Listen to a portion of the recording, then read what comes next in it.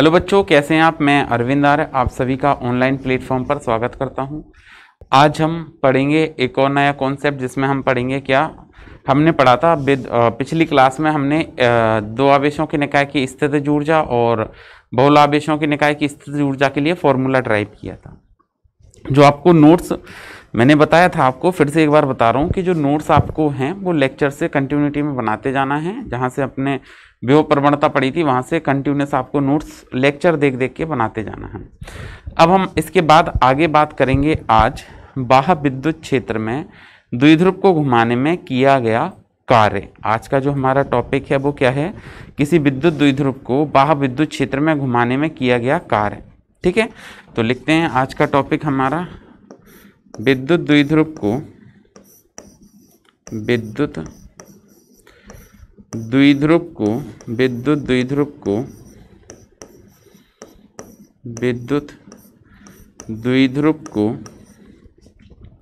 बाह्य विद्युत क्षेत्र में घुमाने में बाह्य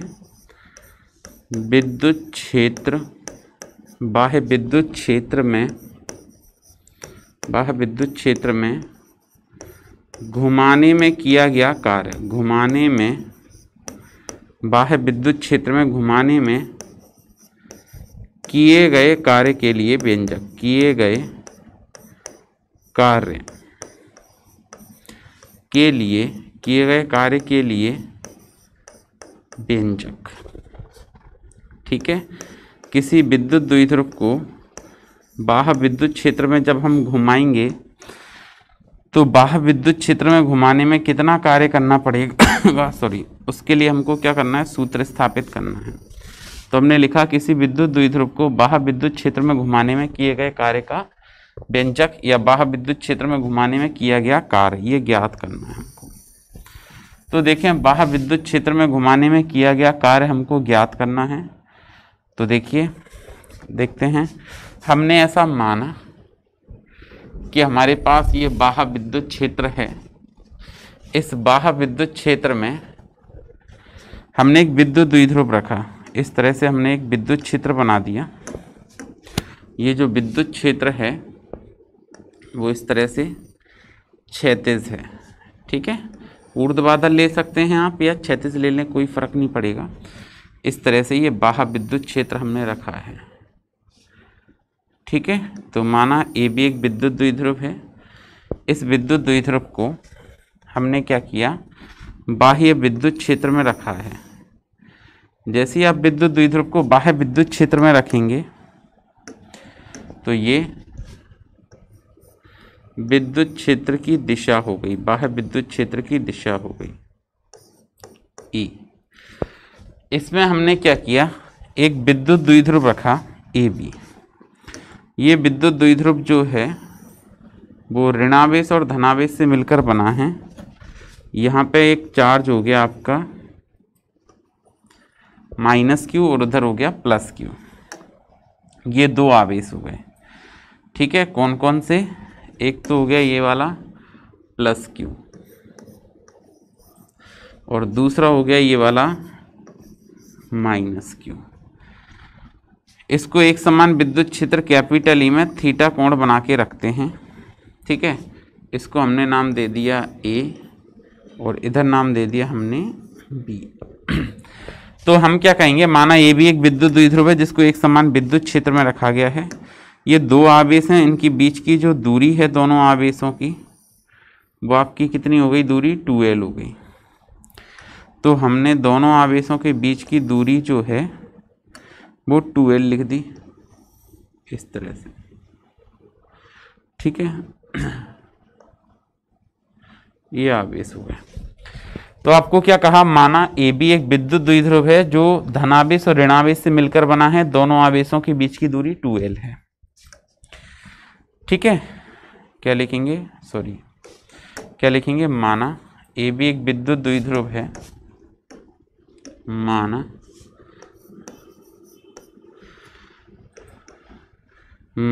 ए बी एक विद्युत द्विध्रुव है। माना ए बी एक विद्युत द्विध्रुव है जो, माना ए भी एक विद्युत द्विध्रुव है जो प्लस क्यू आवेश एवं माइनस क्यू आवेशों से मिलकर बना है। प्लस क्यू एवं माइनस क्यू आवेशों से मिलकर बना है। प्लस क्यू एवं माइनस क्यू आवेशों से मिलकर बना है। ठीक है, क्या कहा, माना ए भी एक विद्युत द्विध्रुव है जो प्लस क्यू एवं माइनस क्यू आवेशों से मिलकर बना है। दोनों आवेशों के बीच की दूरी बना है, दोनों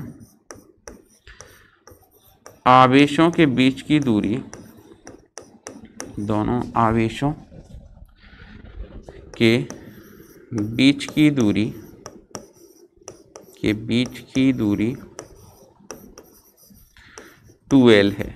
दोनों आवेशों के बीच की दूरी 2l है। ठीक है, इस द्विध्रुव को एक समान विद्युत क्षेत्र कैपिटल ई में, इस द्विध्रुव को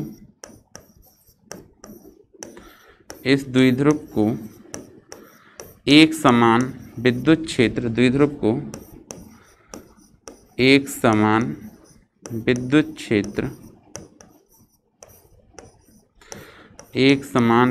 क्षेत्र कैपिटल ई में थीटा कोण बनाते हुए रखते हैं। थीटा कोण पर एक समान विद्युत क्षेत्र कैपिटल ई में थीटा कोण पर रखा जाता है। थीटा कोण पर रखा जाता है। ठीक है, अब देखो, तब द्विध्रुव पर लगने वाला बल आघूर्ण, तब द्विध्रुव पर लगने वाला बल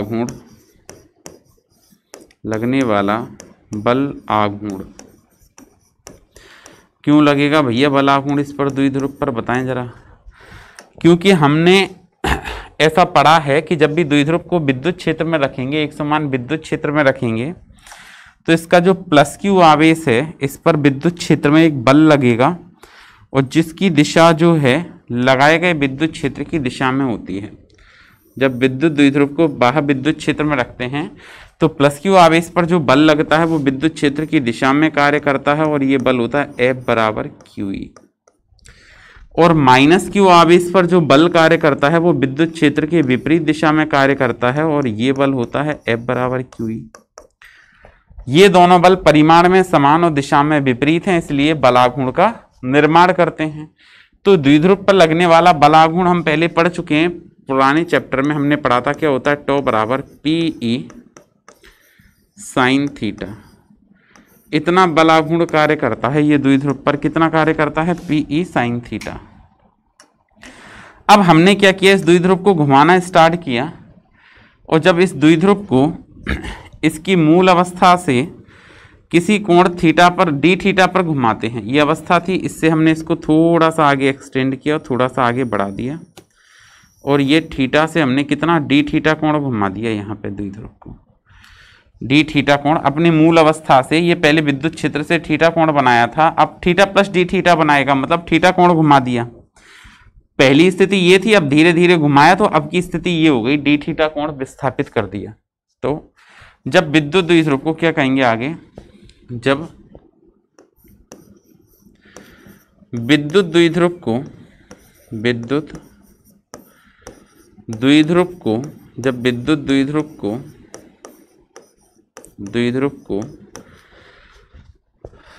डी थीटा कोण घुमाते हैं, डी थीटा कोण विस्थापित करते हैं, डी थीटा कोण विस्थापित करते हैं या कोणीय विस्थापित करते हैं, तब किया गया कार्य करते हैं, तब किया गया कार्य, तो कितना कार्य करना पड़ेगा, किया गया कार्य। जब इसको डी थीटा कोण विस्थापित करेंगे तो कार्य कितना करना पड़ेगा, तो कार्य करना पड़ेगा आपको dw equal to tau d theta, ये कार्य करना पड़ेगा। क्योंकि ये आपने 11th क्लास में फॉर्मूला पढ़ा होगा, ये सूत्र कहाँ से आया तो आपको पता है।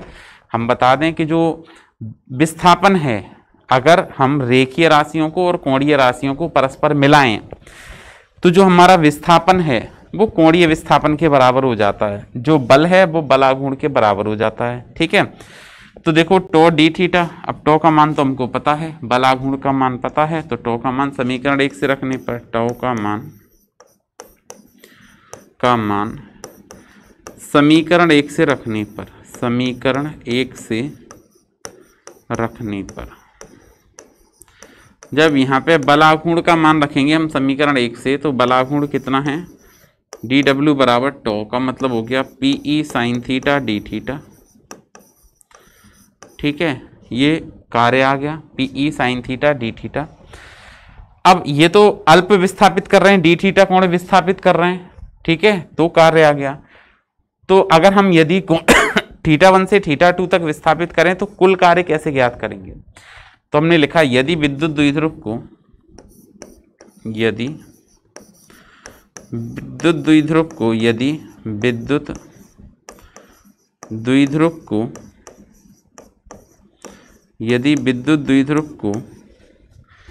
किसी कोण थीटा 1 से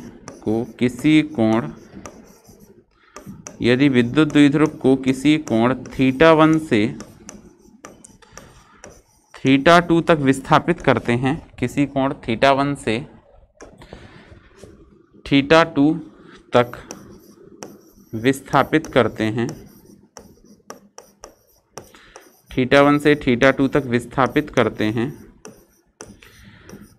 हैं, तब किया गया कुल कार्य ज्ञात करने के लिए, तब किया गया कुल कार्य ज्ञात करने के लिए, कुल कार्य ज्ञात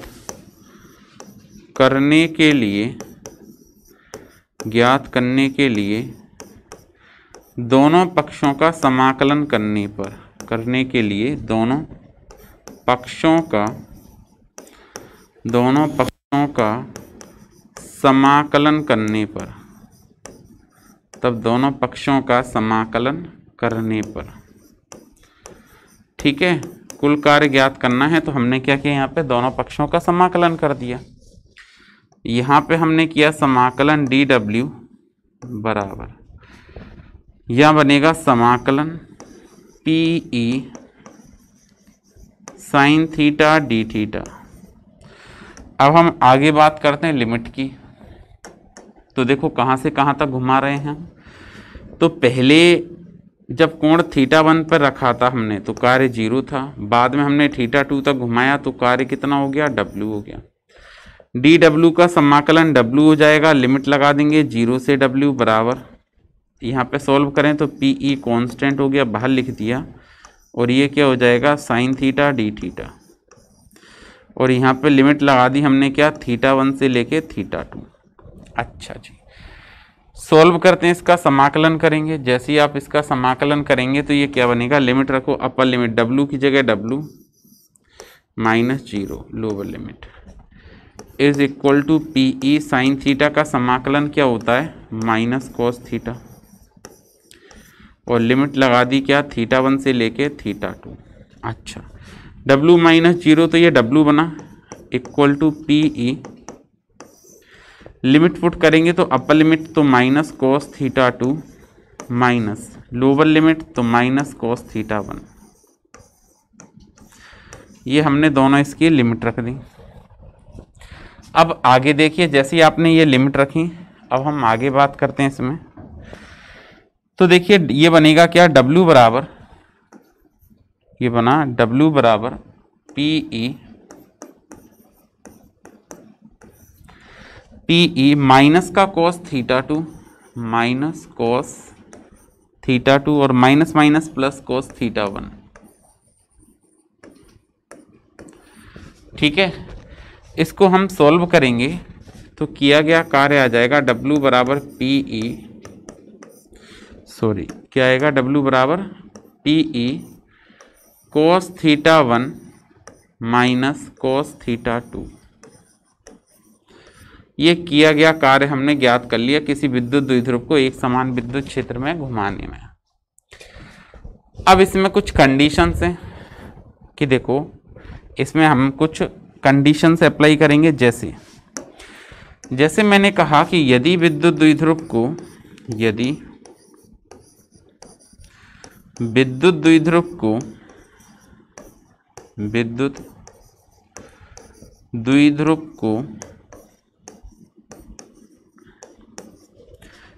एक समान विद्युत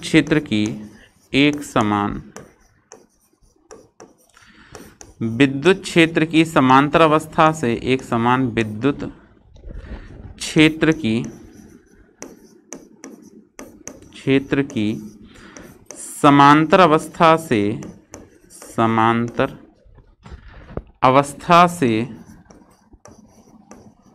एक समान विद्युत क्षेत्र की समांतर अवस्था से किसी कोण थीटा पर घुमाया जाए, किसी कोण थीटा पर घुमाया जाए तब किया गया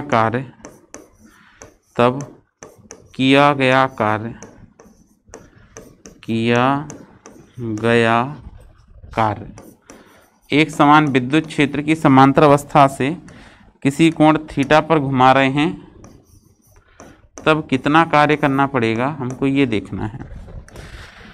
तो देखें, एक समान विद्युत क्षेत्र की समांतर अवस्था से हमने क्या किया, विद्युत द्विध्रुव को किसी कोण थीटा पर घुमाया। तो जैसे ही आप एक कोण थीटा पर घुमाएंगे इसको, तब कार्य कितना करना पड़ेगा। तो हमने लिखा W बराबर, क्या लिखेंगे हम, W बराबर PE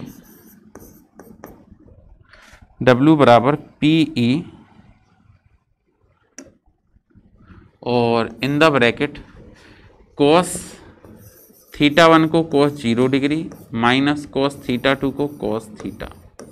क्योंकि थीटा आपसे क्या कह रहे हैं कि यदि हम विद्युत द्विध्रुव को कहाँ से कहाँ तक घुमाएं, एक समान विद्युत क्षेत्र की समांतर अवस्था से किसी कोण थीटा पर घुमाएं। कौन सी अवस्था से, समांतर अवस्था से किसी कोण थीटा पर घुमाएं, तब आपका क्या हो जाएगा, थीटा 1 तो बनेगा 0 डिग्री और थीटा 2 का मान थीटा हो जाएगा। तो कार्य आएगा W बराबर PE cos 0 minus cos theta. cos 0 का मान कितना हो जाएगा, 1, तो cos 0 का मान 1 हो गया, 1 माइनस cos थीटा। इतना कार्य करना पड़ेगा हमको। ठीक है, बात क्लियर हो गई। अच्छा, फिर इसमें भी आगे ये आपको कार्य के फॉर्मूला याद रखना है। W बराबर PE 1 माइनस cos थीटा, समांतर से घुमा रहे हैं, स्थायी साम्य अवस्था से घुमा रहे हैं, और कहाँ तक घुमा रहे हैं, किसी कोण थीटा तक घुमा रहे हैं। फिर लेकिन यदि विद्युत द्विध्रुव को समांतर अवस्था से किसी विद्युत द्विध्रुव के समांतर स्थिति तक ही लाया जाए, मतलब स्थायी साम्य अवस्था से घुमाया और वापस स्थायी साम्य अवस्था तक लाए, स्थायी साम्य अवस्था से घुमाया और वापस से कहाँ तक लाए, वापस से स्थायी साम्य अवस्था तक लाए। तो देखो इसमें कुछ कंडीशंस और लिखते हैं आगे इसके बाद। तो देखो सबसे पहली कंडीशन है क्या, यदि विद्युत द्विध्रुव को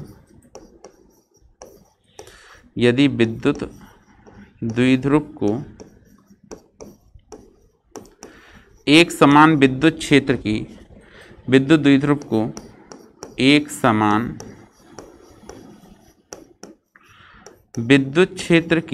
एक समान विद्युत क्षेत्र के समांतर तक घुमाया जाए, एक समान विद्युत क्षेत्र के समांतर अवस्था तक घुमाया जाए, समांतर अवस्था तक घुमाया जाए। ठीक है, कहाँ तक घुमाया जाए, एक समान विद्युत क्षेत्र की समांतर अवस्था तक घुमाया जाए। अगर विद्युत द्विध्रुव को विद्युत क्षेत्र की समांतर तक घुमा रहे हैं, तो जो आपका थीटा बनाता ना वो 0 डिग्री। अब देखो यहाँ पे सारी कंडीशंस में मैं से मान के चलाऊं कि समांतर रखा है और वापस से समांतर तक घुमा रहे हैं, तो ये W बराबर PE1 माइनस कॉस थीटा होता था तो थीटा की जगह 0 डिग्री बनेगा। कॉस 0 का मान कितना होता है 1, तो PE1 माइनस 1 1 माइनस 1 करोगे तो 0, तो किया गया कार्य 0 आ जाएगा। पहली बात। दूसरी बात करते हैं क्या, यदि विद्युत द्विध्रुव को एक समान विद्युत क्षेत्र के लंबवत अवस्था तक घुमाया जाए, यदि विद्युत द्विध्रुव को यदि विद्युत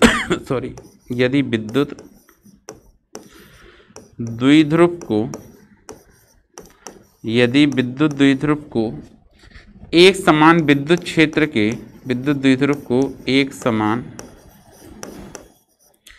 यदि विद्युत द्विध्रुव को एक समान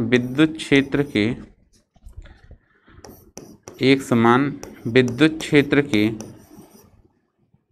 लंबवत अवस्था तक घुमाया जाए, लंबवत अवस्था तक घुमाया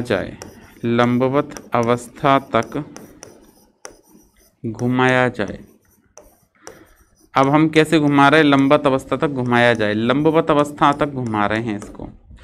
और अगर आप लंबवत स्थिति तक घुमाएंगे तो कार्य कितना होगा, W बराबर लंबवत तक घुमा रहे हैं तब थीटा बनेगा 90 डिग्री, और थीटा 90 डिग्री बनेगा तो कार्य आ जाएगा W बराबर PE1 minus cos theta, theta की जगह 90।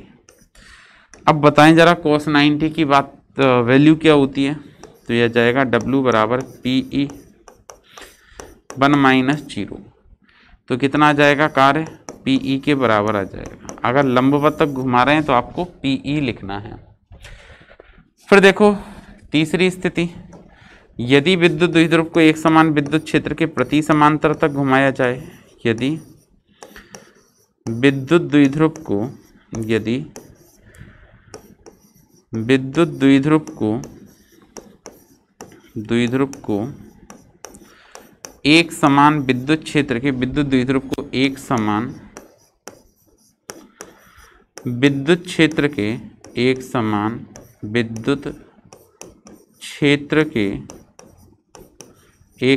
यदि विद्युत द्विध्रुव को एक समान विद्युत क्षेत्र के प्रति समांतर अवस्था तक घुमाया जाए, विद्युत क्षेत्र के प्रति समांतर अवस्था तक घुमाया जाए, प्रति समांतर अवस्था तक घुमाया जाए, विद्युत द्विध्रुव को एक समान विद्युत क्षेत्र की प्रति समांतर अवस्था तक घुमाया जाए। अगर हम इसको प्रति समांतर तक घुमाएंगे तब थीटा आपका कितना बनेगा 180 डिग्री बन जाएगा।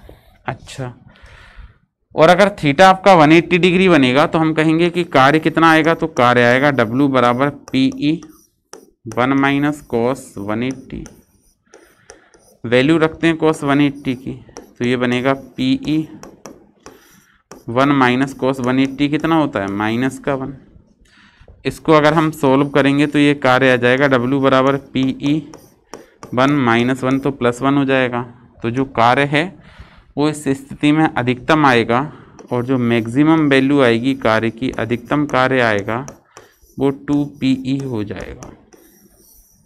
ठीक है, तो ये ऐसे हम किया गया कार्य याद करते हैं। आज के लिए इतना ही, कल फिर मिलेंगे एक और नए कॉन्सेप्ट के साथ। तब तक पढ़ते रहिए, सुरक्षित रहिए। Thank you.